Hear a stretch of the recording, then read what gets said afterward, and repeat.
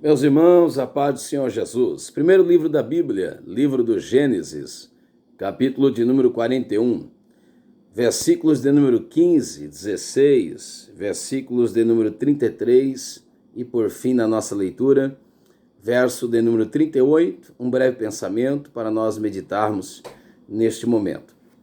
Esse é um recorte da história de José, na verdade, o término da mesma. Uma história escrita por Deus, ela sempre terá um final feliz. Na verdade, é muito típico das histórias bem-sucedidas.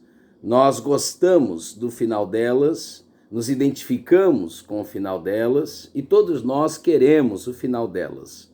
A grande questão é que a história tem um pano de fundo e se é história com H, né? Se é história e não a história, mas uma história, ela tem um início, ela tem um meio. Só então, por fim, então, ainda que redundante falar isso, né? Ela terá um fim. Então nós gostamos do fim da história, só que não existe fim da história sem o início dela. E aqui cumpre-se Jó 8,7, Eclesiastes 7,8, quando diz que o fim é melhor do que o começo. Então estamos no término. Aqui, Gênesis capítulo 41, só situando-se, estamos no término da história de José, uma das histórias mais lindas, mais famigeradas da Bíblia Sagrada, uma história dinâmica, né? Que todos nós somos amantes da mesma. E é interessante por demais, porque quando você lê a história de José, quando você lê a trajetória de Paulo, por exemplo, a vida de Jó, ou parte dela, parece que esses indivíduos são pé frios, né? Parece que esses indivíduos são problemáticos, porque eles cheiram problema, parecem ser azarados. Mas é Romanos 8,28. Todas as coisas de fato cooperam para o bem daqueles que amam a Deus e são chamados segundo o seu decreto.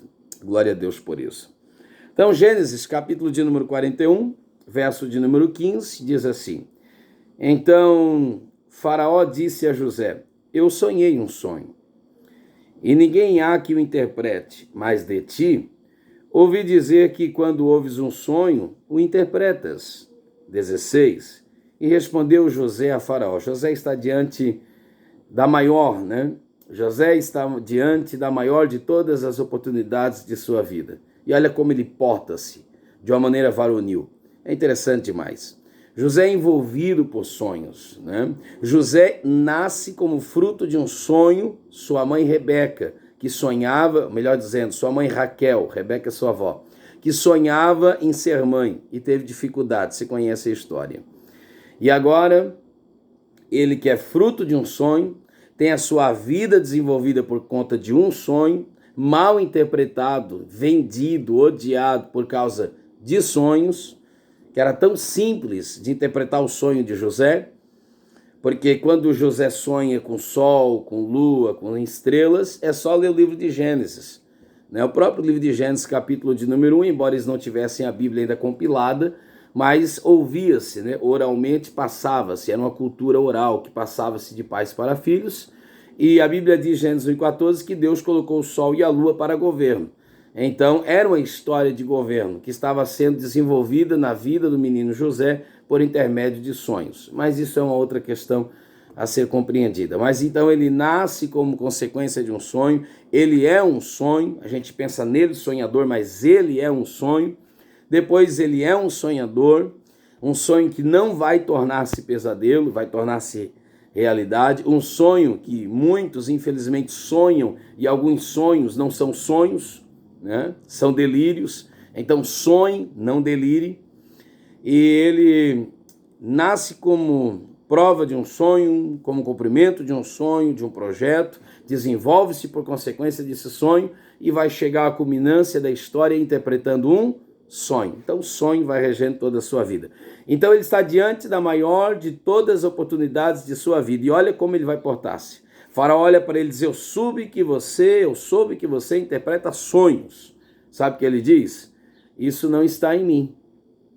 José é extraordinário, né? Isso não está em mim. Não, José, não. Deus dará a resposta de paz a Faraó.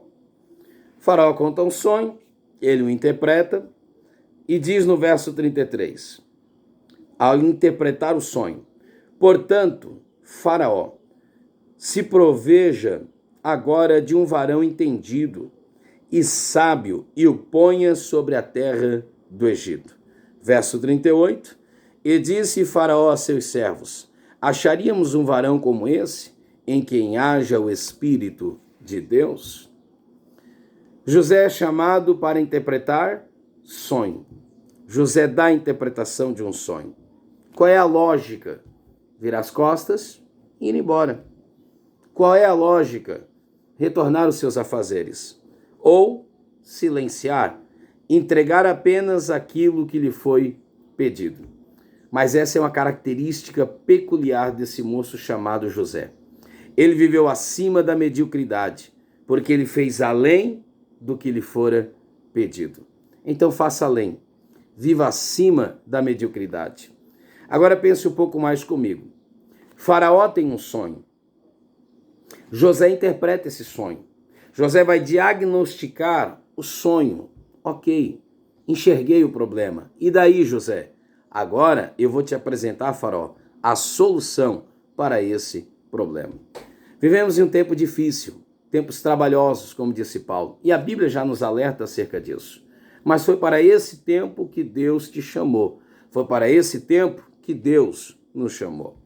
E nesse tempo difícil e trabalhoso, as pessoas tornam-se e até valorizam o senso crítico. Inclusive, deixa eu abrir um parênteses aqui para dizer algo que eu julgo de suma importância. Tem um incentivador do meu ministério, tenho alguns, glória a Deus por eles, intercessor pela minha vida, que me procurou esses dias, gentilmente, de uma maneira varonil, como deve ser feita de fato.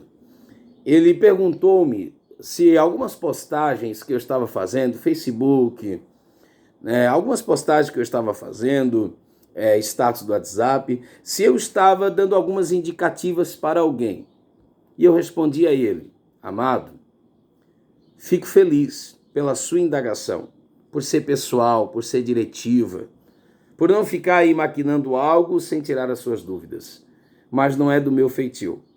Não faço isso. Não uso as redes sociais para isso. Uso apenas para a evangelização.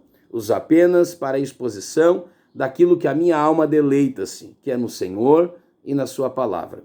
Apenas isso. Então já fica a dica. O que eu vou dizer agora não é de modo algum tabelinha para A, B ou C. Não faça esse tipo de coisa. Não entre em questionamentos, não entre em polêmica. Amo expor as Escrituras, fui chamado para isso, tenho prazer em fazer isso e é isso que estou fazendo.